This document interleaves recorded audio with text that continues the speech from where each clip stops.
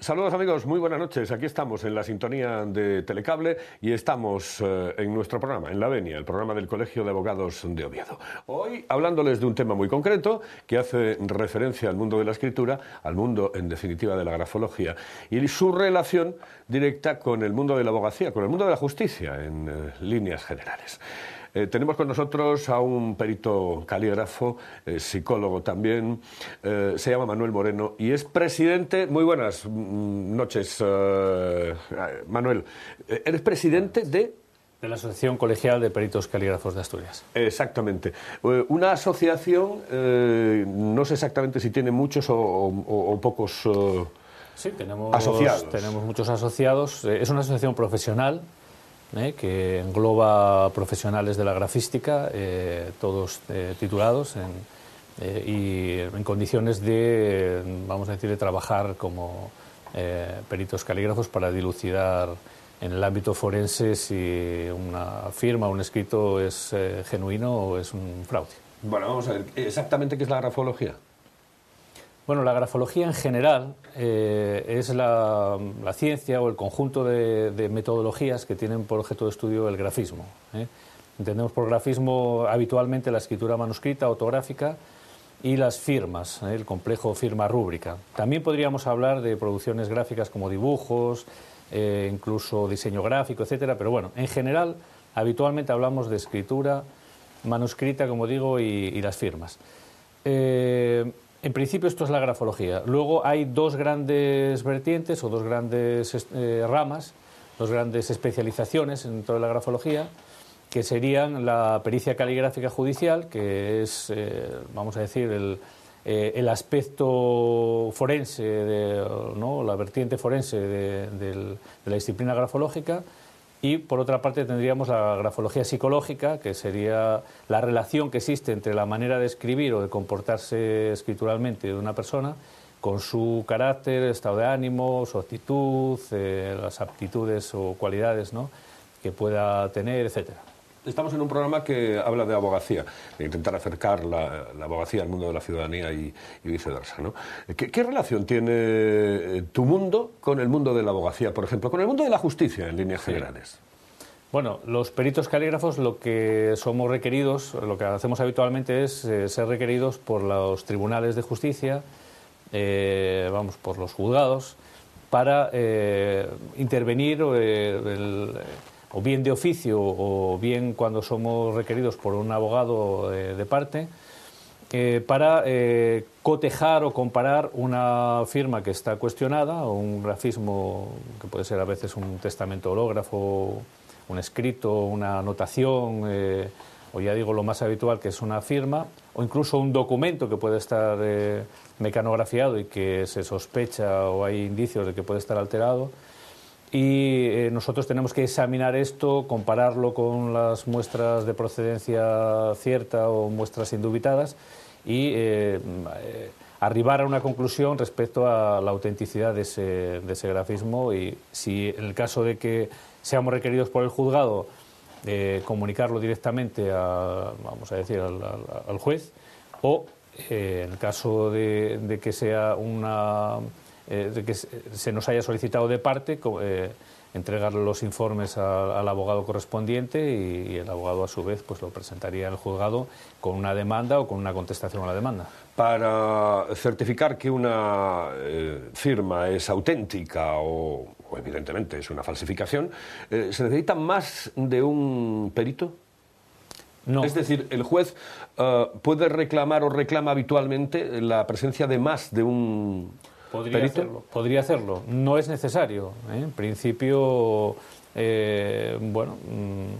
los informes pericial caligráficos son extensos, son muy laboriosos, están muy ilustrados y, digamos, toda la argumentación que se despliega, pues puede ser muy contundente y una conclusión muy categórica y no dar lugar a que haya más controversia. A veces no es así y sigue habiendo dudas y, bueno, puede ser que haya más de un perito, incluso puede ser que haya un perito judicial. O el afectado en un momento determinado puede pedir la presencia de otro exactamente, perito. Eso ¿no? es lo que ahora iba a comentarte, que puede ser que haya otro perito vamos a decir, sosteniendo otro criterio en alguna de las partes, contrario al criterio del informe judicial, del perito judicial, y en este caso pues habría que en la vista, bueno, en fin, discutir y explicar y razonar y ver por qué hay esta contradicción, ¿no? Es decir, por qué existen estos dos criterios incompatibles. En cuanto a la falsificación de las firmas, ¿la crisis ha multiplicado los casos o no? Sí. Los ha multiplicado, especialmente en el ámbito, sí, en los dos ámbitos, en el ámbito civil y en el ámbito penal, sí, sin ninguna duda. Y esto de una manera clara, ¿no? Además, sí, lo dices como muy tajante. Sí, sí, porque esto es algo que es tema coloquial, habitual, con, por ejemplo, ¿Y en qué casos concretos exactamente? ¿Dónde incide más? ¿Cuestiones mercantiles? No sé. Sí, bueno, pues por ejemplo, pagarés, que no se reconoce después la firma y que luego hay controversia con respecto a si se firmó o no se firmó, etcétera, por qué se pagó y por qué no se pagó. En fin, contratos de todo tipo de fraudes documentales. Decía que es un tema habitual de los peritos de policía científica. Bueno, pues a veces cuando coincidimos en los juzgados, pues este precisamente es uno de los temas que ellos sacan a colación, de que están muy saturados de trabajo porque se ha incrementado muchísimo el número de informes, ¿no? Y de investigación que tienen que hacer en este sentido. Ellos trabajan habitualmente con el ámbito penal. Entonces actúan de oficio en el ámbito penal y se les envía continuamente o son requeridos continuamente bueno, para dilucidar esta cuestión. Entonces, ellos comentan esto precisamente, que se ha incrementado notablemente. ¿Sí? En el ámbito penal, concretamente, por ejemplo, determinar la personalidad psicópata, por ejemplo, de una persona. ¿En ese caso concreto la grafología es importante? Es importante en la investigación. Es importante cuando hay una investigación bueno, pues están sondeando distintos tipos de métodos para saber quién está detrás de un delito. No se suele utilizar, aunque a veces sí que se puede complementar algún tipo de apartado, ¿no? En un informe pericial caligráfico, aspectos grafopsicológicos o caracterológicos, pero no se suele utilizar la grafología en el ámbito forense. Me refiero a presentar informes grafopsicológicos. Digo, no se suele presentar, que es muy minoritario, es decir, a veces sí que hay informes periciales. Yo concretamente tengo uno fuera de esta comunidad autónoma, concretamente en Bilbao, pero no es lo habitual. No es lo habitual porque, bueno, digamos, las valoraciones de tipo grafopsicológico son aproximativas, ¿no? Igual que en general los test que tienen que ver con esta con las disciplinas, vamos a decir, con lo psicológico, ¿no? Con la psicología de la personalidad, etcétera. Pero en el ámbito pericial caligráfico la cuestión es distinta, es decir, llegamos a conclusiones que son mucho más categóricas y, bueno, podemos determinar habitualmente si esta firma la has hecho tú o no la has hecho tú. La policía tiene sus propios peritos. Sí. Es decir, que tiene sois como dos grupos completamente distintos, los que trabajáis de manera particular, sí, y los que trabajan directamente para la policía. Sí, exactamente. Vamos a decir que hay peritos o profesionales fuera del ámbito policial, y luego tanto la Guardia Civil como Policía Nacional tienen su policía científica, y dentro de la policía científica existe un departamento de documentoscopia que, bueno, pues, trabajan en todo este tipo de delitos. Además de esto, suelen trabajar también o suelen tener casos de delitos contra la propiedad intelectual, etcétera, ¿no? De marcas también, etcétera. ¿Qué márgenes de error existen a la hora de determinar si esta es la firma auténtica o es la falsa? Bueno, como en general son metodologías cualitativas, no podemos establecer, digamos, un criterio cuantitativo. No te puedo decir, mira, pues el margen de error es del 10% porque me lo estaría inventando, ¿no? Realmente todo depende de la cantidad de muestras indubitadas, la idoneidad de las mismas y las propias características de la documentación dubitada, ¿no? De si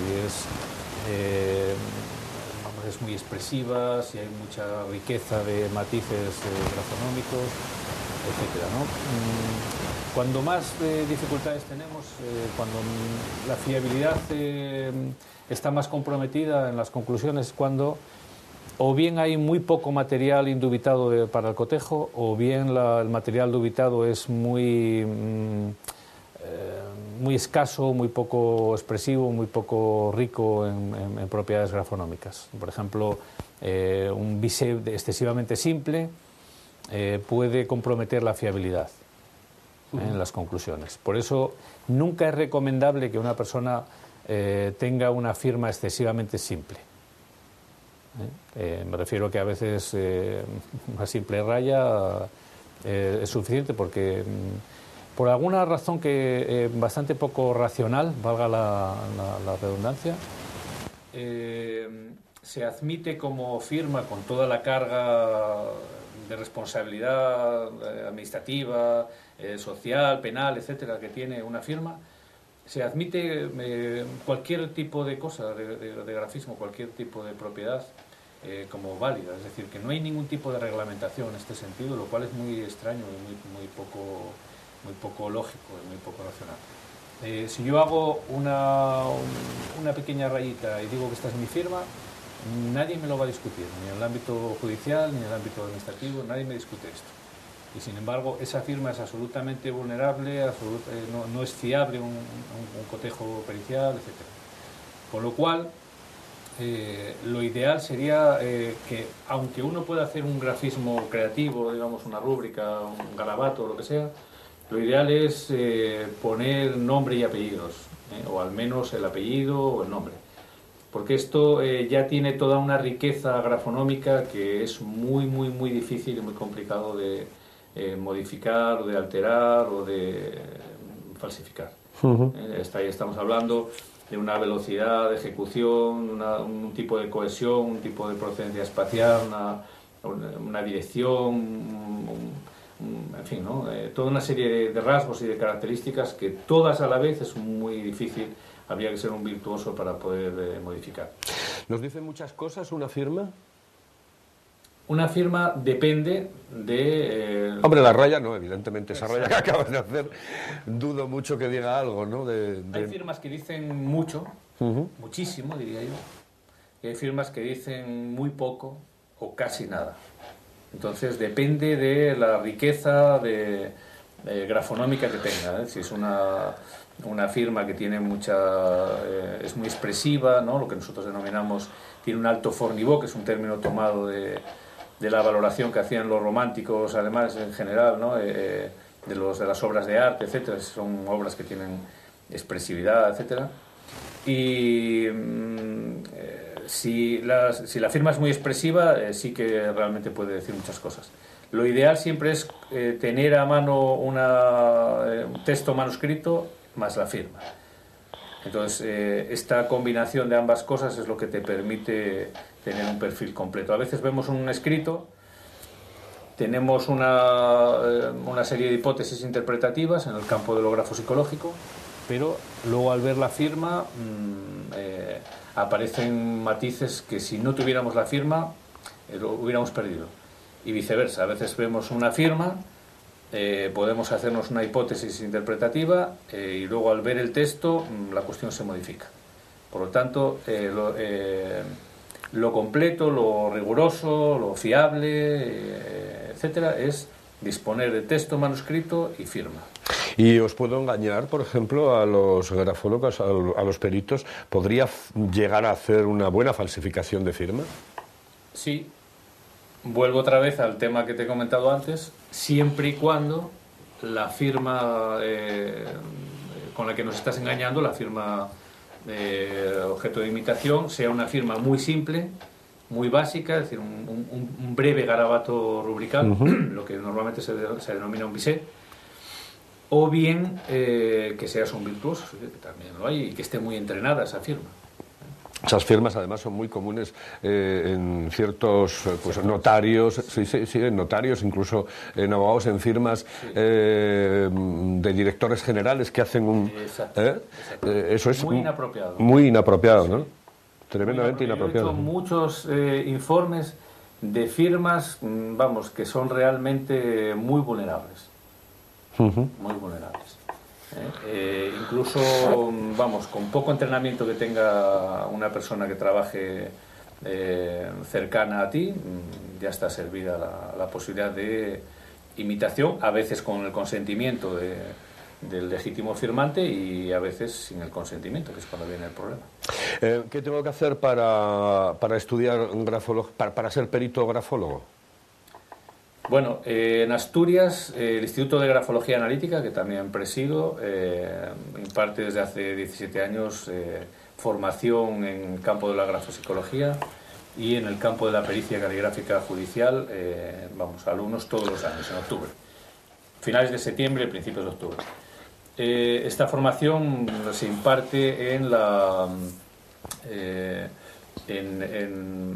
Los Prados, en este centro que acoge a asociaciones, que es de la Fundación de Cultura del Ayuntamiento de Oviedo, que es un centro que funciona extraordinariamente bien. Nosotros llevamos muchos años trabajando allí. El tratamiento es extraordinario, las instalaciones son muy buenas y allí se hace una formación muy cercana a los alumnos y se adiestra para que exista una continuidad, digamos, de profesionales en el campo de la grafología psicológica y en el campo de la pericia caligráfica, porque además de la formación teórica se requiere un entrenamiento perceptual, entonces hay que ver muchas firmas, muchos casos continuamente para que de alguna manera intuitivamente el aparato mental del estudiante adquiera esta habilidad para discriminar entre lo que es admisible como legítimo y lo que no es admisible como algo fraudulento, ¿no? Para llegar a estudiar, para llegar a intentar ser perito calígrafo, uno tiene que tener unos estudios previos, es decir, ¿se requiere un mínimo de estudios? Digamos, el Instituto de Grafología Analítica no requiere una titulación previa, pero los que sí quieren después titularse en el campo universitario, es decir, a través de un máster en pericia caligráfica y documentoscopia, que actualmente lo imparte la Universidad Miguel Hernández a través de la Fundación Universitaria Behavioral Lab, de la cual soy profesor tutor. Es una formación universitaria 100% online. Ahí sí se exige, evidentemente, una titulación universitaria previa para poder acceder al máster, pero también existe la posibilidad de que miembros de cuerpos de seguridad del Estado que no tengan una titulación universitaria y justifiquen su trabajo, etcétera, puedan tener un acceso a esas especializaciones. Entonces, eso en el campo de la pericia caligráfica.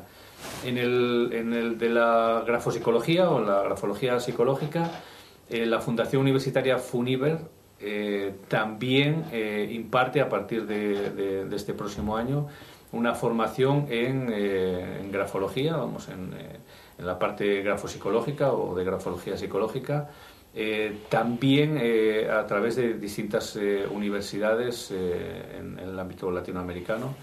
Y es decir, que ahí existen estas dos opciones, ¿no? O bien hacer la formación profesional y luego formar parte de una asociación profesional como la Asociación Colegial de Peritos Calígrafos de Asturias y estar en los listados de profesionales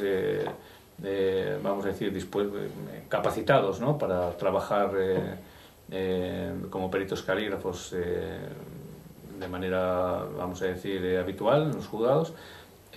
o bien hacer la titulación universitaria y también formar parte de estas listas, ¿no?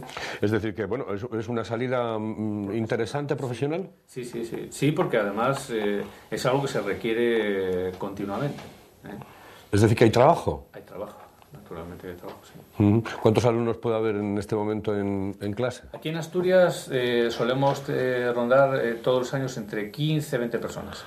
Bueno, poquitas bien, ¿no? Está bien. Está Veo bien. que es un número, Sí. bueno, para vosotros a lo mejor no para cubrir muchos gastos y estas cosas, pero pero para el estudiante sí, ¿no? Sí, porque se requiere un tratamiento muy personalizado, ¿no? Entonces, si hay excesivos alumnos, bueno, pues la cosa es más difícil. Es más difícil. Nosotros en principio no limitamos las plazas, pero bueno, además, bueno, las personas que se interesan por la grafología son muchas, pero las personas que se interesan por este campo para después trabajar profesionalmente, pues bueno, eso menos. Claro que además son dos cosas completamente distintas, ¿no? Una es quizá posiblemente la aplicación de la grafología a la psicología y otra muy distinta es a las cuestiones penales, a las cuestiones de justicia. Son dos historias completamente distintas, ¿no? Exactamente. Son diferentes, aunque tienen una cosa en común, que es que el objeto de estudio es el mismo y el sistema grafonómico, es decir, la metodología de categorizar el grafismo a partir de una serie de parámetros, ¿no? Como son, pues eso, el dinamismo, la presión escritural, la cohesión o continuidad del trazado, la orientación espacial de las líneas, la inclinación de los ejes axiales, el tamaño o dimensiones, la forma con la que se escribe habitualmente, el orden, es decir, la distribución que se hace de los espacios, que es algo muy involuntario, muy inconsciente. Luego también aspectos globales, ¿no? Como tiene que ver con esta expresividad, con el grado de diferenciación que pueda tener una escritura, de personalización, la armonía de conjunto, el tipo de movimiento, etcétera.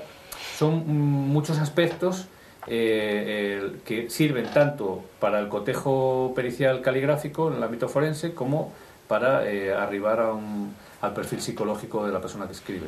Bueno, no será la última vez que vengas, Manuel, al programa, porque me parece un tema tremendamente interesante, además una salida profesional y tanto aplicado al mundo de la justicia, que es el que nos compete, como al mundo de la psicología. Yo creo que la grafología es una, bueno, no sé si decirlo, una rama de o una, no sé cómo se puede definir, una disciplina, una metodología. A veces nos preguntan, ¿la grafología es una ciencia?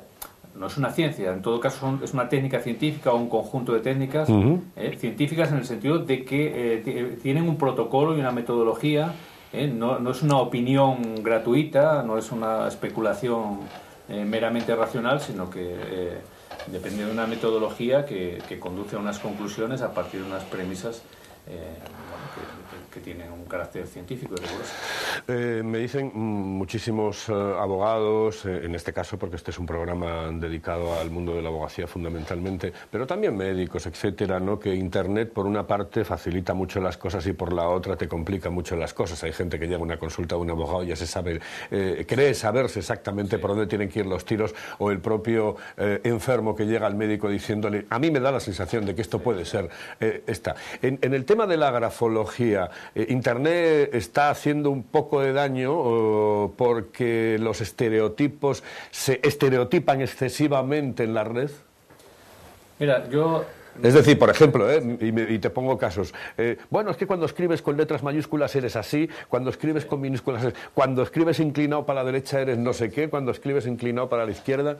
Mira, estoy preparando un manual precisamente, se llama Manual de Grafología para Psicólogos, ¿no? Para la Fundación Universitaria Funiver. Y a la hora de hacer la división, ¿no? Entre grafología psicológica y pericia caligráfica judicial o grafística forense, añadí también una tercera clasificación que sería una grafología profana. Esta grafología profana es lo que practican algunos, yo les denomino grafolk logos, ¿no? Grafolk logos, ¿no? En el sentido de que hacen valoraciones o interpretaciones de la escritura que no tienen base o que tienen, es decir, basada muy en estereotipos, bueno, si este es así, este es así y tal, a partir de si la letra G es así o de esta otra manera, o si la M es así y tal. Esa grafología no es rigurosa, no es científica. Entonces, Internet en este sentido, a ver, yo soy muy partidario y muy amigo de las nuevas tecnologías, ¿no? Y creo que el ciberespacio tiene que acompañar la realidad natural, ¿no?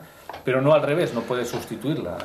Entonces, en este caso, es verdad que muchas veces te encuentras con una serie de indicadores o de indicaciones también en el ámbito de la grafología en Internet que no tienen una base adecuada, no son correctos. Nos dará para hablar la próxima vez, Manuel. Muchísimas gracias por estar con nosotros. Hablarnos de la grafología me parece tremendamente interesante y además aplicable y mucho al mundo de la justicia. Gracias, muy buenas noches y te vemos en otro programa, ¿de acuerdo? Muchas gracias. Señoras y señores, volvemos la próxima semana aquí en La Venia, el programa del Colegio de Abogados de Oviedo, en Telecable.